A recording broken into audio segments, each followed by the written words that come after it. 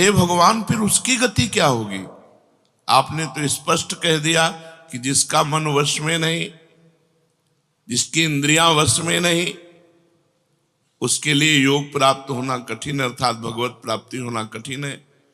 जो तत्परता पूर्वक संयमित होकर अपने मन को वश में कर ले, वो सुख पूर्वक भगवत प्राप्ति कर सकता है।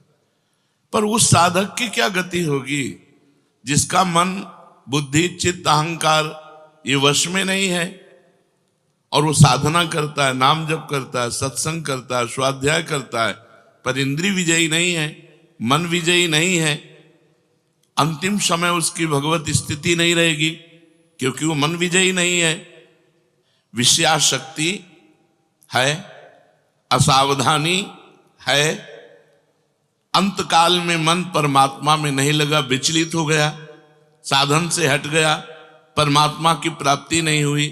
तो हे कृष्ण, कृष्ण सबको आकर्षित करने वाले, हे भगवान आप ही जान सकते हो, इस प्रश्न का उत्तर आप ही दे सकते हो कि उसकी क्या गति होगी। तात्पर्य है कि वो नरक तो जाएगा नहीं, क्योंकि नाम जप करता है। थोड़ा भी नाम जप करता है तो नरक नहीं जाएगा, थोड़ी भी भक्ति करता है तो नरक नहीं जाएगा। अजामिल के प्रसंग में यमराज जी ने अपने दूतों को आदेश किया था कि यदि कोई भी नारायण कृष्ण हरि बोलता है, गले में कंठी बांधे, वैष्णव है, भगवान का दास है, भूल करके मत जाना, तो नरक तो जाएगा नहीं, क्योंकि साधन करता है, नाम जप करता है, पाठ करता है, पर जितेंद्री नहीं है, मनोनिग्रह नहीं, इसलिए भगवत प्राप्ति तो होगी नहीं, ये भगवान कह रहे हैं। पर नरक तो जाएगा नहीं, क्योंकि नाम जप करता है, और स्वर्ग की इच्छा नहीं, इसलिए स्वर्ग नहीं जाएगा, और मोक्ष इसलिए नहीं हुआ कि वो मन इंद्रियों को बस में नहीं किया। तो उसकी गति क्या होगी? काम गतिम कृष्ण गच्छति, वो किस गति को प्राप्त होगा? कश्चिन्नो भय विभ्रष्टस् छिन्ना भ्रमिव नश्यति अप्रतिष्ठो महाबाहो विमूढ़ो ब्रह्मणा पथि। हे महाबाहो, हे अजान बाहु, संसार के आश्रय से तो रहित है और परमात्मा के मार्ग में भ्रष्ट हो गया है, परमात्मा को प्राप्त नहीं कर पाया और संसार के मार्ग को छोड़ दिया है, दोनों ओर से भ्रष्ट हुआ। उसकी क्या गति होगी? कहीं वो किसी बादलों की तरह छिन्न भिन्न नष्ट तो नहीं हो जाएगा। दोनों ओर से भ्रष्ट हुआ, अर्थात संसार मिला नहीं, परमार्थ में भगवान मिले नहीं, तो उसका समय जो परमार्थ में गया, जो भजन साधन में गया, वो सब बेकार हो गया, क्योंकि आपकी तो प्राप्ति हुई नहीं। एतन्मे संशयम कृष्ण छेतुर्मर्हस्य शेषतः त्वदन्या संशयस्यास्य छेता नाहुपपद्यते। हे कृष्ण, मेरे इस संदेह को सर्वथा छेदन करने के लिए आप ही समर्थ हैं, क्योंकि किसकी क्या गति होगी इसका निर्णय तो सिर्फ भगवान कर सकते हैं। इस संशय का छेदन करने के लिए आपके सिवाय इस सृष्टि में दूसरा कोई नहीं हो सकता, इसलिए आप का गति कृष्ण, उसकी क्या गति होगी? भगवान बोल रहे हैं, बहुत सुंदर बोल रहे हैं। पार्थ नैवेह नामुत्र विनाशस्तस्य विद्यते नहि कल्याण कृत कश्चित् दुर्गतिम तात गच्छति। पहली बात है कि उसकी दुर्गति नहीं होगी, ये तो बस पक्की मान लो। वो नरक नहीं जाएगा, वो स्वर्ग नहीं जाएगा, मोक्ष नहीं होगा, लेकिन उनकी दुर्गति भी नहीं होगी। ऐसा नहीं है कि वो दुर्गति को प्राप्त हो जाए। जिसको अंतकाल में भगवान का स्मरण नहीं होता, उसका कहीं पतन तो नहीं हो जाता? अर्जुन का पूछना था। इस बात को लेकर के बहुत व्याकुलता थी कि बेचारा साधन कर रहा है, इंद्रियां बस में नहीं, मन में बस में नहीं, तो अंत समय भगवान का स्मरण नहीं होगा तो उसकी दुर्गति हो जाएगी। तो भगवान कह रहे पार्थ नैवेह नामुत्र विनाशस्तस्य विद्यते। हे पृथानंदन, सच्चे हृदय से जुड़ा था, भगवान जुड़ना देखते। रहत न प्रभु चित चूक किए की, करत सुरत सै बार ही की। भगवान उसकी क्रियाओं को नहीं देखते, उसके चित्त को देखा, हृदय की बात देखी। वो भगवान से जुड़ना चाहता है, वो भगवान को प्यार करना चाहता है, वो भगवान से मिलना चाहता है, पर इंद्रियां वश में ना होने के कारण, मन वश में ना होने के कारण बार बार वो विषयों में फिसल जाता है, बार बार भोगों में पतित हो जाता है। तो भगवान उसका पतित होना नहीं देखते, भगवान उसका चित्त से जुड़ना देखते हैं। रहत न प्रभु चित्त चूक किए की, करत सुरत सवार हिए की। हृदय की बात देखते, सच्चे हृदय से भगवान में जुड़ना चाहता था। अब उसका पतन नहीं हो सकता, मरने के बाद भी पतन नहीं हो सकता। जितनी उसकी स्थिति भजन में बन गई है, उसके नीचे वो गिर ही नहीं सकता। बहुत बढ़िया बात है। हमारा अगर 100 नाम जप हो गया है तो 101 से चलेगा अगले जन्म में, 99 से नहीं चलेगा। जिसकी जितनी भजन में स्थिति हो गई है, उससे वो नीचे वो नहीं गिर सकता। देखो, पहली बात तो दुर्गति हो नहीं सकती, नरक जाना नहीं है, स्वर्ग जाना नहीं है, दुर्गति होनी नहीं है। आगे भगवान बताएंगे उसकी गति क्या होगी। उसकी साधना जितनी है वो कभी नष्ट नहीं हो सकती। चाहे जितना बड़ा पाप बन जाए, उस पाप का उसे दंड भोगना पड़ेगा, लेकिन उसकी साधना नष्ट नहीं होगी। ये इस मार्ग का बहुत बड़ा सपोर्ट है कि मानो हम दिन भर भजन किया, हमसे शाम के गलती हो गई तो बोले दिन भर का भजन नष्ट हो गया। नहीं, आपका भजन दिन भर का वो है, और जो आपकी गलती हुई वो अलग है। गलती का आपको प्रायश्चित या दंड भोगना पड़ेगा, और भजन आपका सुरक्षित है, वो नीचे नहीं गिरेगा, उसकी साधन सामग्री नष्ट नहीं होगी। ये बहुत हृदय को शीतलता पहुंच। हमने जो नाम जप किया वो हमारा सुरक्षित है, नाम जप वो कभी नष्ट नहीं होगा। उसका पारमार्थिक उद्देश्य भी नहीं बदलेगा। उसने उद्देश्य बनाया भगवत प्राप्ति, वो उद्देश्य भी उसका नहीं बदलेगा। हाँ, कितने जन्म लगेंगे ये उसका प्रयास होगा, प्रयत्न होगा। वो जन्मता मरता रह सकता है, ना भजन उसका नष्ट होगा, कम होगा, ना उद्देश्य उसका बदलेगा। वो लगेगा भजन। भक्ति बीज पलटे नहीं, जो जुग जाए अनंत। ऊंच नीच कुल उपजय, होए संत को संत। वो कभी ऐसा नहीं हो सकता कि इतना भजनानंदी अब भ्रष्ट हो गया तो वो पतित हो गया, नीच और दुर्गति, अरे सब बेकार, कुछ नहीं। जो गलती हुई उसका दंड मिलेगा, और जहां से वो भजन कर रहा है वहीं से उसकी भजन की स्थिति आगे बढ़ेगी।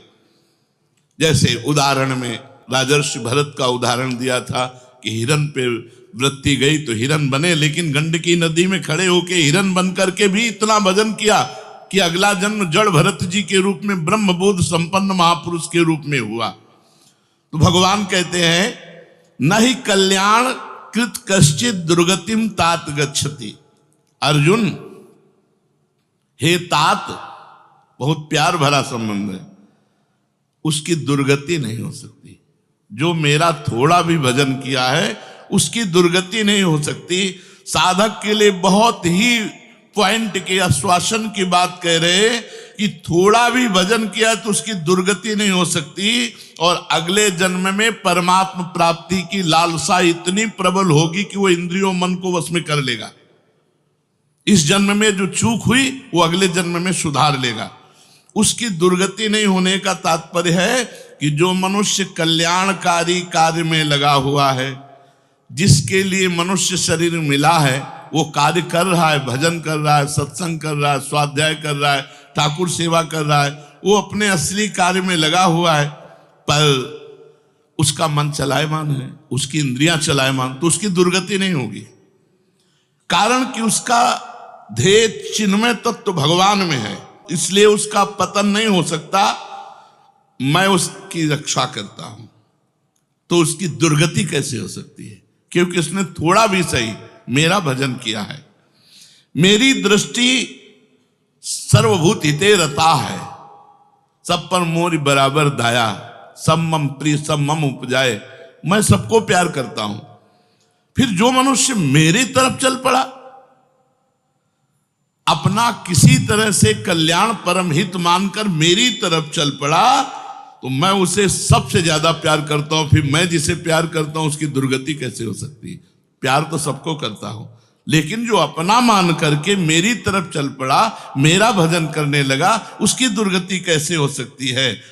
मेरा वो समझे न समझे, उससे वास्तविक संबंध तो है ही। ममई वांसो जीव लोके जीव भूता सनातना। वो भले भगवान से संबंध ठीक नहीं लगा पा रहा, लेकिन भगवान तो जान रहे मेरा संबंधी है, मेरा अंश है। ये संसार के साथ उसका वास्तविक संबंध नहीं है। उसने मेरे साथ इस वास्तविक संबंध को, असली लक्ष्य को उसने स्वीकार किया कि अब इस जन्म में भगवान को प्राप्त करना चाहता हूं, तो चाहे जितना बड़ा गलती पड़ गई, अपराध पड़ गया हो, उससे दुर्गति उसकी नहीं हो सकती। भगवान कह रहे उसका किया हुआ साधन नष्ट नहीं हो सकता। हां, वो देखने में मोहित सा लगेगा कि भ्रष्ट हो गया, अब तो कोई भजन साधन नहीं, अब तो भ्रष्ट सा हो गया है, साधन छूटा दिखाई देगा। परंतु ऐसी परिस्थिति में भी मैं उसका साथ नहीं छोड़ता।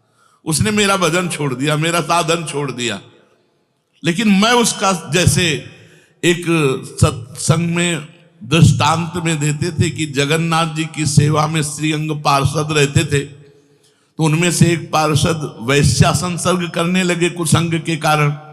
तो जब सब पार्षदों को पता चला तो उन्होंने बुलाया और कहा, देखो तुम परम पावन श्री जगन्नाथ जी के अंग सेवी हो, या जगन्नाथ जी की सेवा छोड़ो वैश्या का संग करो, या वैश्या संग छोड़ो जगन्नाथ जी का अंग संग करो।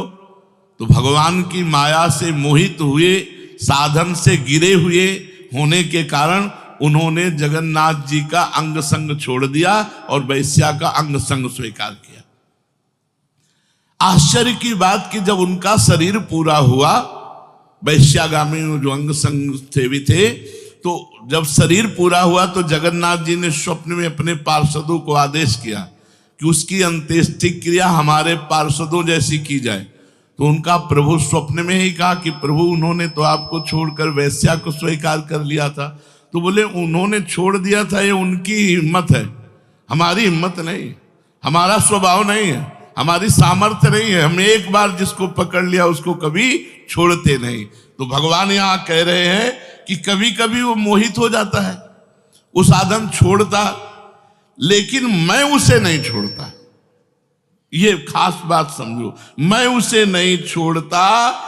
उसका किया हुआ अपराध, किया हुआ पाप, भले उसको थोड़ा समय दंड भुगताने के लिए, लेकिन मैं उसे छोड़ता नहीं हूं। तो उसकी दुर्गति कैसे हो सकती है?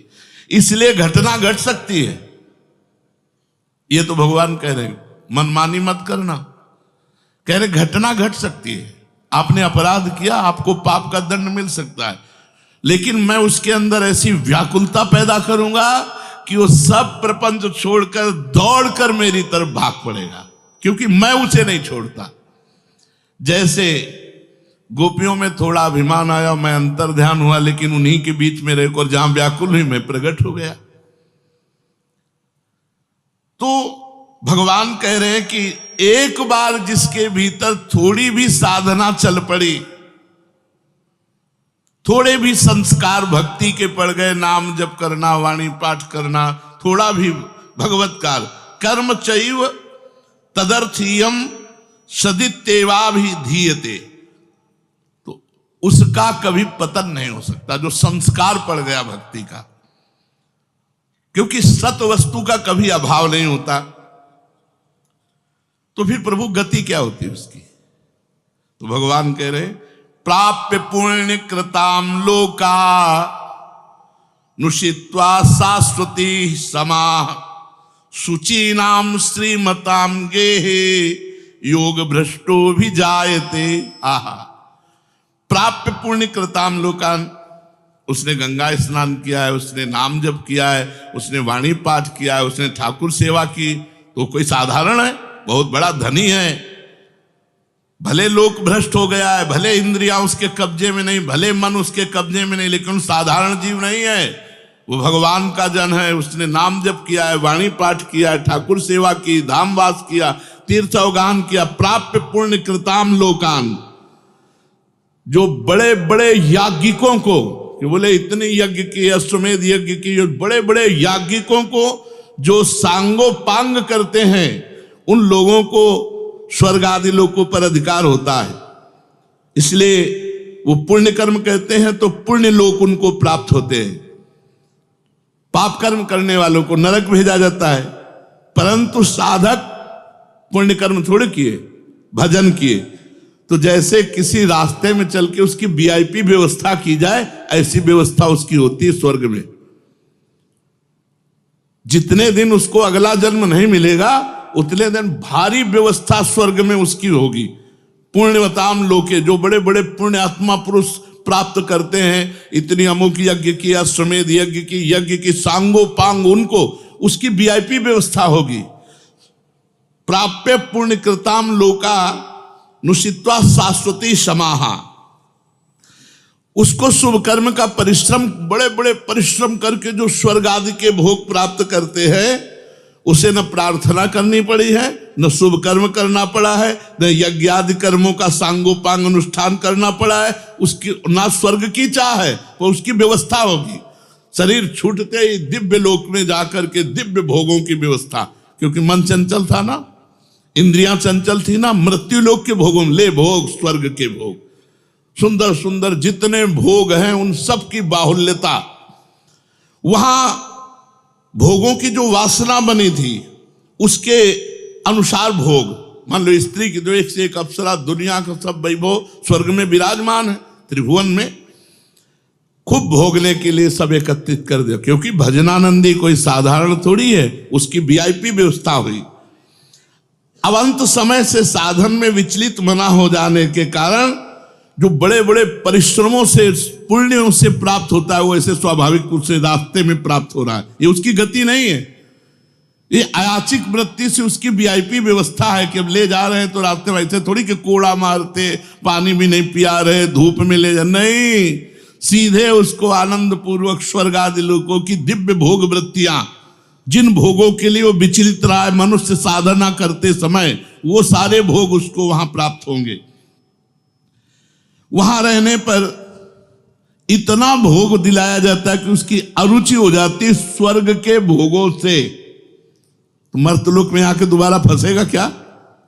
स्वर्ग के भोगों से अरुचि हो जाती है, जहां आसक्ति रही है वो भोग ही भोग उसको व्यवस्था कर दी जाती है, वो घृणा हो जाती है उसको स्वर्ग में ही भोगों से, इतनी वीआईपी व्यवस्था।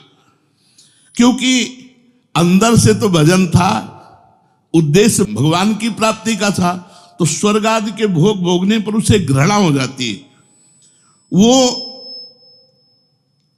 अपनी वासना जो अंदर थी, जिनके कारण इंद्रियों मन को जीत नहीं पाया, वो देख लेता है, अरे अब ये तो मर्त्य लोक के भोग है, स्वर्ग के भोग, उसको वहां उसके अंदर घृणा हो जाती है। उसित्वा शाश्वती क्षमा, फिर उसे और ऊंचे लोकों में, अगर समय है अभी, तप लोक, जन लोक, महालोक, ब्रह्म लोक, ऐसे महान लोकों में उसे ऊंचे के लोकों में भेजा जाता है। और वहां भी इसलिए भेजा जाता है कि यहाँ के स्वर्ग के भोगों से रुचि, अब यहाँ के ब्रह्म लोक के भोग देख ले। भजन का फल है ब्रह्मादिक के भोग सब विषम लागत ताई, नारायण ब्रज चंद की लगन लगी है जाई। जब ठाकुर जी से मिलने की चाह लग जाती तो यहीं इसी शरीर में ब्रह्मादिक के भोगों से भी वैराग्य हो जाता है। भोग भोगने के उद्देश्य से नहीं, क्योंकि जो भोग भोगने के उद्देश्य से जाते हैं उनके पुण्य क्षीण होने पर फिर वो लौटकर मृत्यु लोक में आते हैं, इसलिए वो सीमित वर्षों तक स्वर्ग लोक आदि में रहते हैं। परंतु जिसका उद्देश्य भोग नहीं भजन था और योग भ्रष्ट हो गया है सूक्ष्म वासना के कारण, तो स्वर्ग आदि लोकों में जाएगा, उसका भजन नहीं क्षीण होगा। जैसे पुण्य आत्मा स्वर्ग गया, भोग भोगा, तो उसका पुण्य क्षीण होगा, लेकिन इसका नहीं, इसका तो स्टॉक है, ये तो भागवतिक व्यवस्था है उसकी, ये ब्याज की व्यवस्था है। मूल तो ऐसे ही साधन संपत्ति है। देख लो, कोई घाटे का सौदा नहीं, वीआईपी व्यवस्था होगी मरने के भी बाद। अगर चूक हो गई तो, और चूक ना हुई तो सीधे निकुंज चलना है। वैसे यहां चूक हो जाए तो भी निकुंज जाना है, क्योंकि वृंदावन धाम है ना। अगर यहां शरीर छूटेगा तो यहां स्वर्ग थोड़ी ले जाएंगे, देवताओं का प्रवेश है नहीं, यहां तो वृंदा सखी सहचरियों का है। वो बहुत वर्षों तक उसके भोग सुविधा की सीमा नहीं रहती, ऐसी व्यवस्था होती है। अच्छा, जो भोग भोगने के उद्देश्य से ऊंचे लोकों में जाते हैं उनको फिर पतित होना पड़ता है, लेकिन ये योग भ्रष्ट जब ऊंचे लोकों में जाता है तो पतित नहीं होता, उसकी साधन संपत्ति प्रकाशित रहती है ज्यों की त्यों, और उसका सद्भाव जागृत रहता है। सब मिथ्या है, भगवान मिथ्या करवाते करवाते ब्रह्मलोक तक के भोगों का मिथ्या। अब उन सुख भोगों को भोगने के बाद सुचीनाम श्रीमताम गेहे योग भ्रष्टो भी जाते। अब यहां जब प्रकट हुआ, कब उसका जन्म होगा, कोई सीमा रखी जाती है? अरुचि, अरुचि सीमा रखी जाती है। जब तक उसे भोगों में अरुचि नहीं होगी तब तक ऊपर के लोगों को भोगों में उसे रखा जाएगा। नरक वरक तो जाने की बात नहीं, वीआईपी भोग। जब अरुचि हो गई, अरुचि होगी ही, क्योंकि वो भगवान का भजन करता रहा है। वो ऐसा नहीं कि अब विश्राम मान ले कि अब अप्सरा मिल गई, विमान मिल गया, स्वर्ग मिल गया, अब यही नहीं। उसकी यात्रा नहीं रुकेगी, उसका भजन उसको कचोटेगा, उसके अंदर जलन पैदा होगी, अशांति हो जाएगी। ये सब भोग नहीं चाहिए, मुझे भगवान चाहिए।